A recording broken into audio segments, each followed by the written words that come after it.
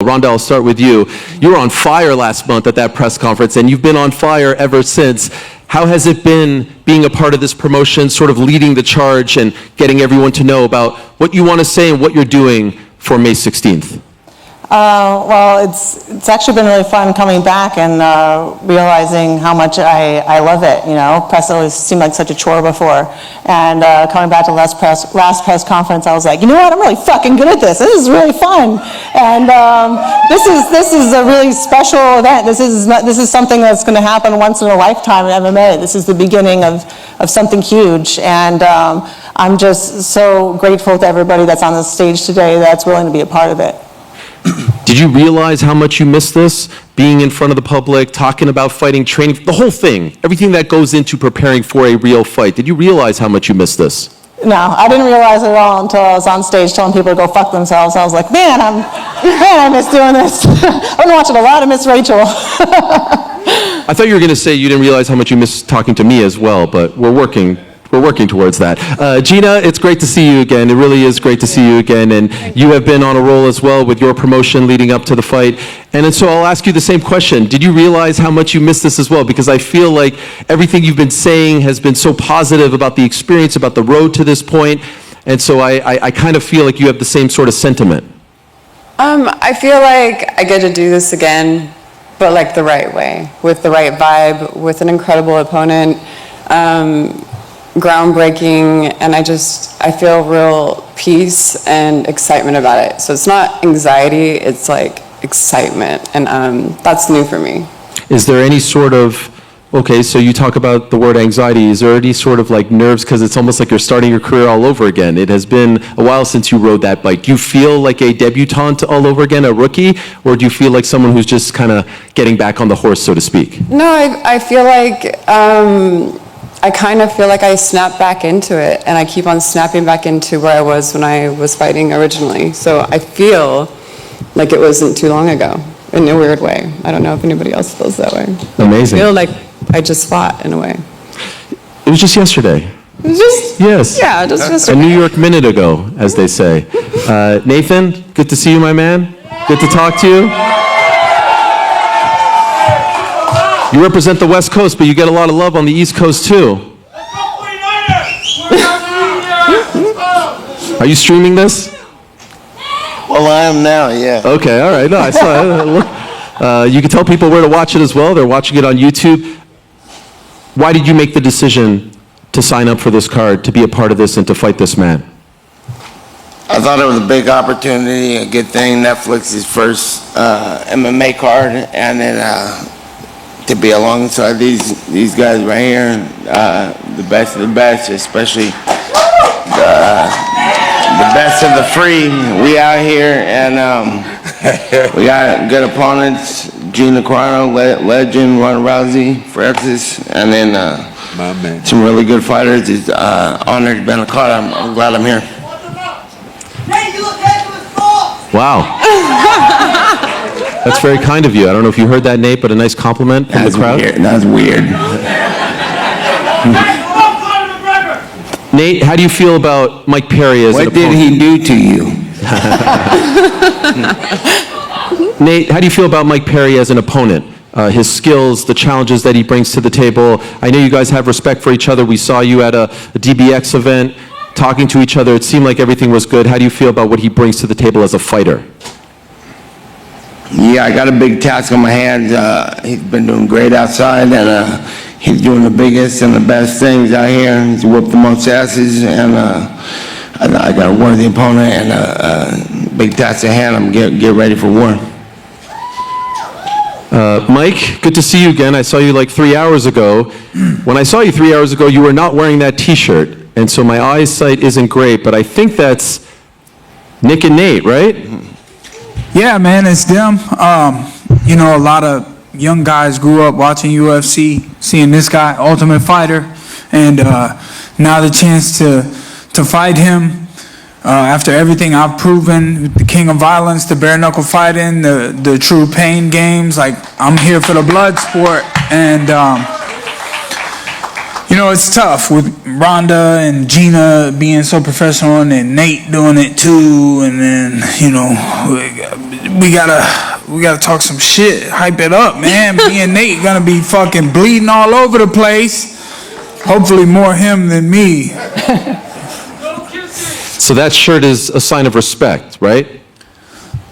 Yeah, in a way, it's a sign of respect because so many of the fans appreciated that these guys showed a lot of us this way, and it's also, kind of depending on how it goes, I'm kind of aiming it back at them. How do you feel about that shirt, Nate? It's a nice shirt. I agree, by the way. It's pretty damn cool. Francis, good to see you again, my friend. Yes, I saw that you laughed when Nate said, these are the free fighters. That seemed to have resonated with you. Can you tell us why? Oh, it's the reality. Can you count how many fighters out there are free and can be in this sport? We were just talking about it. I'm like, okay, this is the opportunity that so many fighters would have liked to have, but which of them would be able to take it if it was given to them, because maybe they are stuck in a contract that for most they don't like. They are not fair treated. So just enjoy the ride. Enjoy the position that we are at. Skill-wise, where do you feel in what areas that you're better than Mr. Platinum Mike Perry? I think I'm better than everybody everywhere. Except for I can wrestle a little more, but that's cool. Drop the mic, bro. And Mike, since you fought in MMA, you've been just excelling in the boxing world, bare knuckle boxing world. Drop the mic. Do you believe that you possess the power to stop the unstoppable? Yeah, I believe I'm going to hit Nate like he's never been hit before. I understand he's very experienced, but I believe the way the momentum is rolling, the youth I have on my side, the speed and power I have, and the energy. So, I'm looking to hit him harder than he's ever been hit, give him something he's never felt, and I think I'm better than everybody everywhere too. So, let's go. My question for Mike. Nate fought for the BMF. You became the king of violence. So who's the real one? I mean, May 16th, we're going to collab them.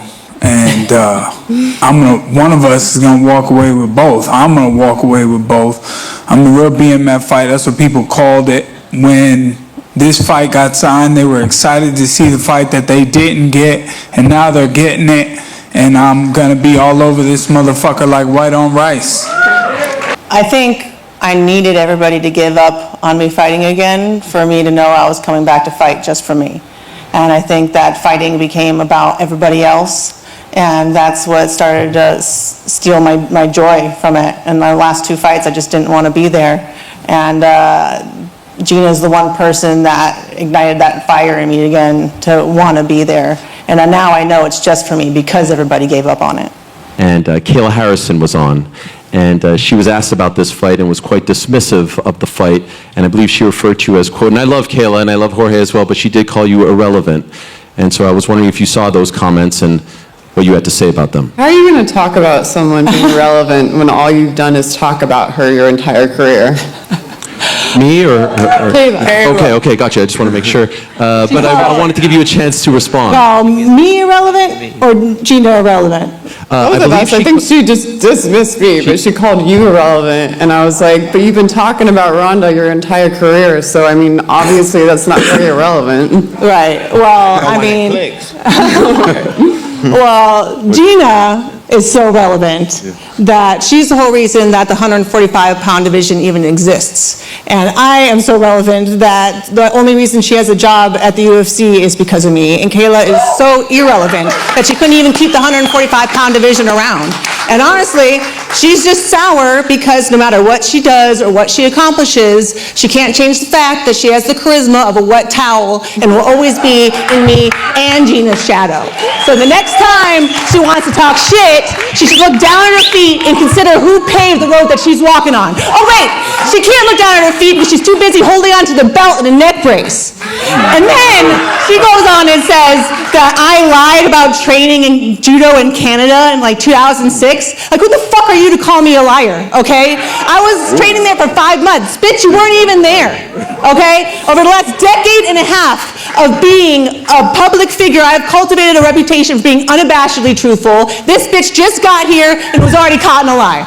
What did she say after she won the belt? She said, oh, I'm never going to say anything bad about Ronda. She took care of me when I was broke in Japan and bought me groceries. How about you shut the fuck up and eat your groceries?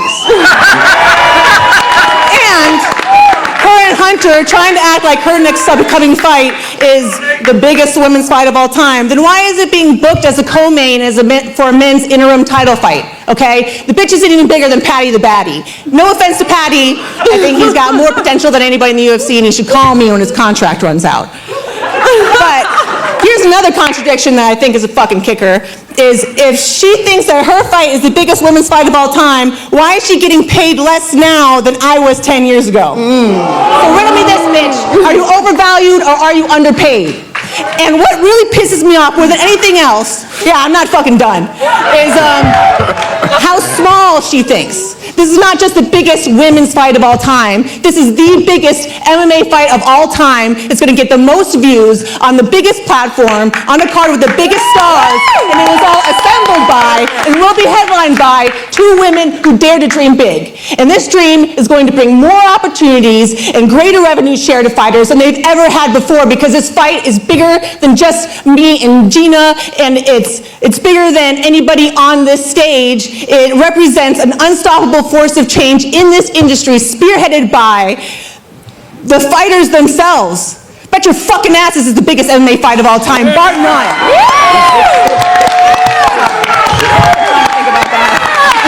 Let's go for it right there. Yeah, Ronda. Okay, done. Let's go. Right now, the current status quo, and you guys have disrupted status quos for your entire career. Higher ticket prices for fans, screwing over fighters as far as fighters' pay, all that nonsense. What does this fight mean to you guys as far as creating a new status quo and creating a new normal? I think it's really important that we raise the ceiling, but also that we raise the floor. And one thing that I'm really proud of in this fight is the absolute minimum that anybody will walk away with, even if they don't have like a big long record, and even if they lose, is $40,000. And if you fight 3 times in a year, that is much more than a living wage, and that is something that the UFC cannot say. And I hope that everybody sitting here today is getting the biggest payday of their career. And, well, maybe not for you. Maybe you've done better before. But in MMA, hopefully, not against Conor McGregor. And I hope that after this event, we can keep raising that ceiling higher and higher and higher until it is on par with the highest level boxers, because that is really where the holy grail, I think, for us is, and this is just the beginning.